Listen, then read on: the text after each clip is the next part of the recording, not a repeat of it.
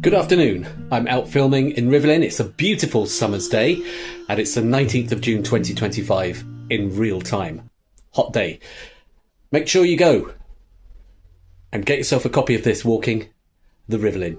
Essential. The Rivelin Valley Trail.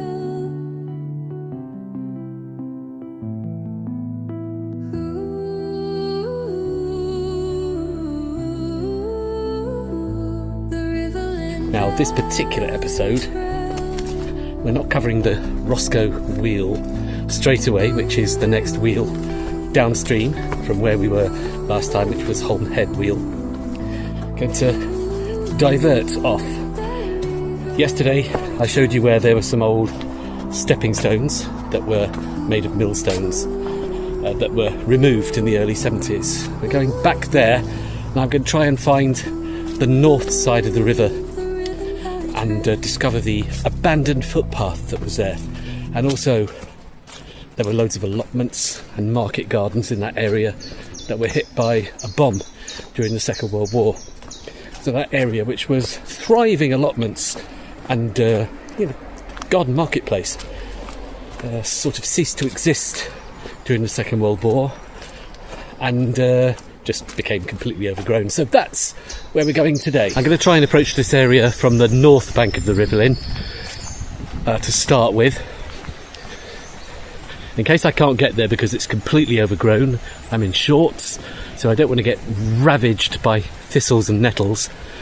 I did actually take some video there about 6 months ago, which I will use in this episode if I can't make any progress because of the summer vegetation. So we're making our way through Rivelin Glen on the north bank of the river, which is just down there.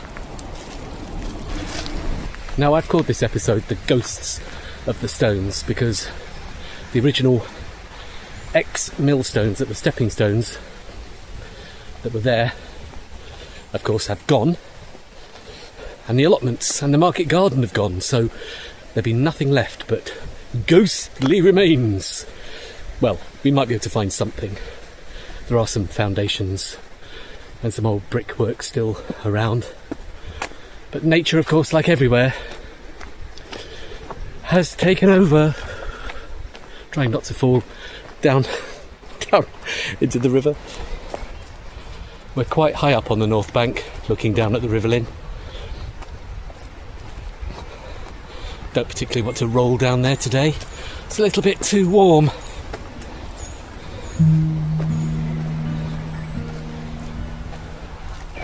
like quite a few of the footpaths in Rivelin, you have to go up sometimes in order to get down. So we're ascending all the way up the north side, only to descend quite rapidly once we get round the bend. Now, if you watched the episode from the one I made yesterday, you know, we walked up this very steep, almost cliff-like footpath. Going down it is easier, but don't really want to fall over. I fell over a few months ago and broke my phone. So this is looking down towards the north bank of the Rivelin here. And somewhere around here there was a big bomb crater, because in World War II a bomb fell and it destroyed the market gardens and allotments, and apparently there was a huge crater that filled up with water that was here for quite a long time, but I don't think we'll find any trace of it. It's just going to be completely full of nettles. Now I'm walking down here because I've not been down here before. As you can see, there's lots of stones that have fallen away, presumably landslip. So I wonder if these were parts of buildings.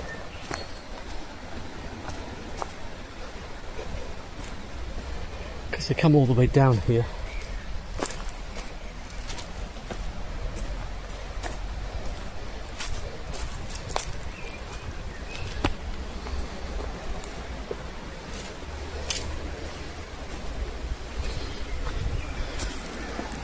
Now just down there, oh, it looks very swampy there, we've got the north bank of the river. The main Rivelin Valley Trail path is just over there, the other side of the river on the south shore. We can't access the south bank from here. Look how swampy that is. So I'm going to move further along to the west. Somehow. So, found the north bank of the river. Although we're not near the site of where the stepping stones were. This is just a footpath that there's sort of some, almost like a line of stepping stones across there, but they're not marked on any map, and they're not the ones that I'm looking for. But there's no obvious footpath along the north bank at this point, so we're going to have to go back up and move further, well, to the east, not the west. At the moment we're somewhere between Little London Wheel and Holme Head, I think. Well, I'm back up, further up from the north bank of the river. I'm on a footpath that isn't one of the main footpaths. There's another footpath here. So many of them. Well, someone's made a swing there. What a clever idea. I'm not feeling very energetic, so I don't think I'll go on it today. But I'll bear that in mind for later in the summer. So, proceeding east, downstream. This is an area that was allotments prior to the 1940s.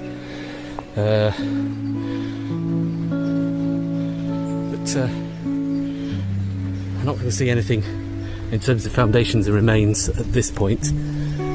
It's just too taken back by nature.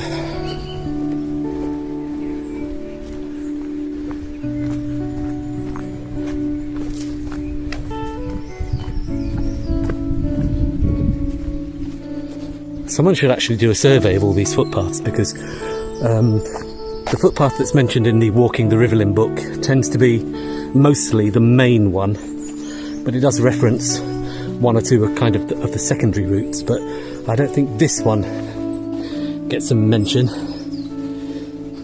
because it's not travelled very often. But if you don't want to run into hordes of people at the weekend, this path is ideal. The north bank of the river at this point, you probably pretty much get to yourself. Now somewhere over there I can hear the river somewhere there should be a footpath that leads down to where those original stepping stones were that I showed you on the south side yesterday. As I said, I found the path about 6 months ago when there was far less of this summer vegetation. It's just a question of, can I find it again without getting ravaged? So we're not far from where the current stepping stones are. That was the river crossing point that was added in the 1970s, 100 metres downstream of the original millstones. So we need to be looking for a way across to the north bank, and there is, yeah, I think that's the footpath I found when I was here before, but there wasn't any of this summer vegetation. Now, as I said, I'm wearing shorts. And it's also a little bit swampy here. In fact, yeah, it's completely overgrown there. So this area here was where there were allotments. I think I showed you some foundations of what appeared to be greenhouses on the last video when I came this way. They're back there. There's not that much to see, but this is really interesting here because there's all these pipes sticking up out the ground. Now, I don't know how long they've been here. It's possible they could be some kind of greenhouse ventilation or heating system using steam that came up inside greenhouses back in the day before the 1940s, but they could have been added much later. I don't know. Anybody knows what these pipes are? That's a metal one that looks like it's been there a long time, and right here there were greenhouses, a market garden and allotments. So I guess greenhouses would require heating in the winter, and you could have had some kind of steam system. That's a mystery for now. So those are the stepping stones that crosses the river now, that were put there in the 1970s. And up here there was the original footpath, which suffered from substantial erosion. So about 100 metres upstream is where I was trying to get to. Yeah, well, we've sort of got to it. The original footpath, I think, was here, just this side of the wall. And yeah, you can see that it's all fallen away into the river. So I don't think we can get any further.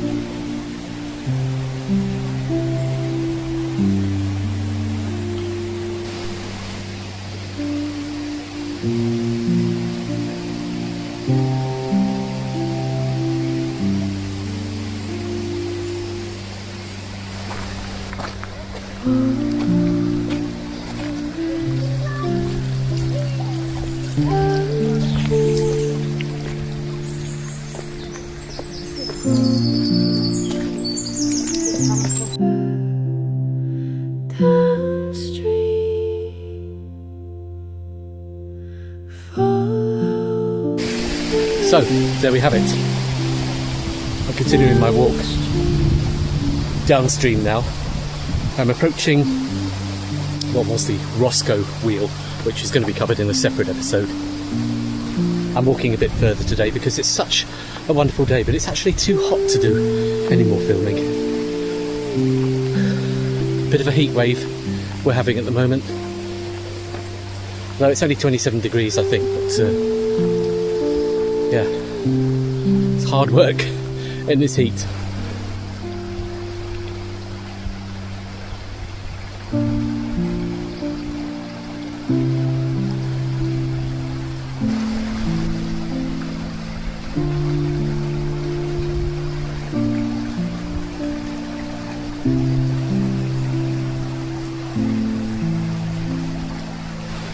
Now I've just walked past the site of Roscoe Wheel, which is quite an exciting place because there is quite a lot to be seen there, but I'm saving that all for the next episode.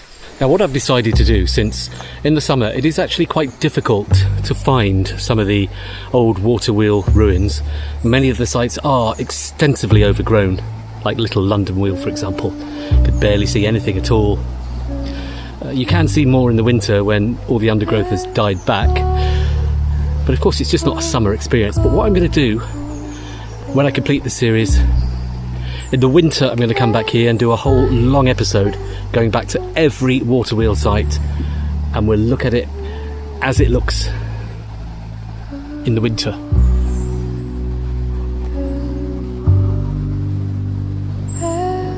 So I've just called in here. It's the only pub left open in Rivelin Valley, the Rivelin Hotel being closed at the moment. This is the Hollybush, which is close to the site of Malin Bridge Mill, which we'll be doing a little bit later.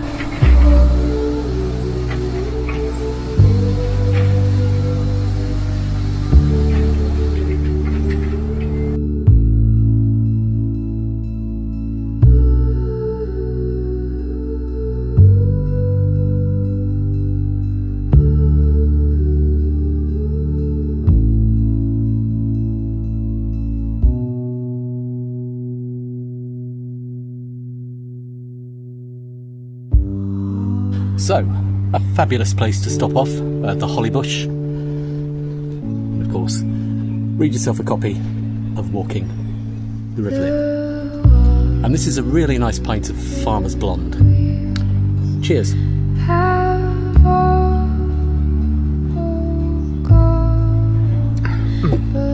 That is nice. So I'm just having an explore around the back of the Hollybush, which is right on the edge of the Rivelin Valley Trail.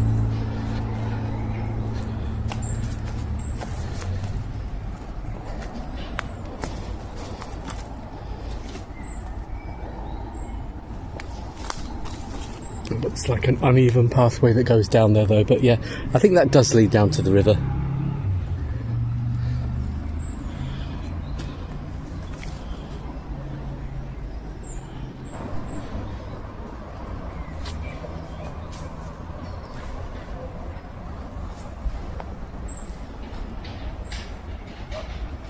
A wonderful beer garden, this pub. The Hollybush. Oh, it brings me back. I used to come here back in the 1980s on Friday nights. So I've known this place a long time.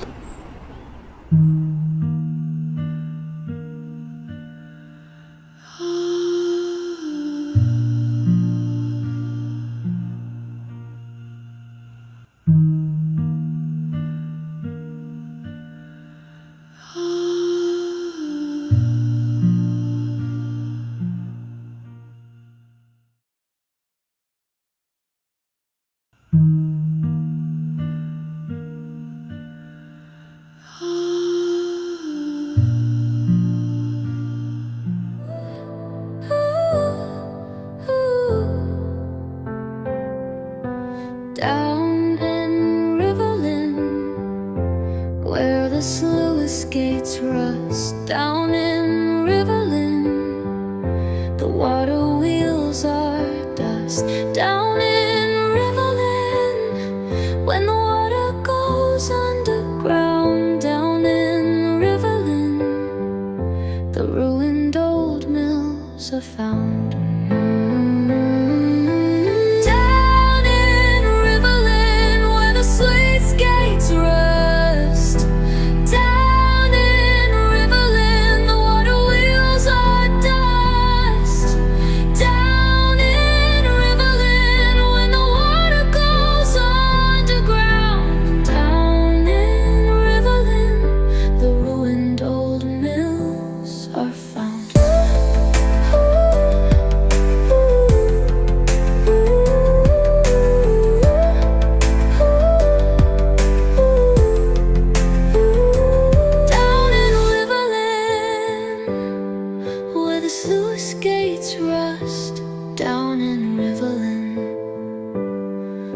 water wheels are done.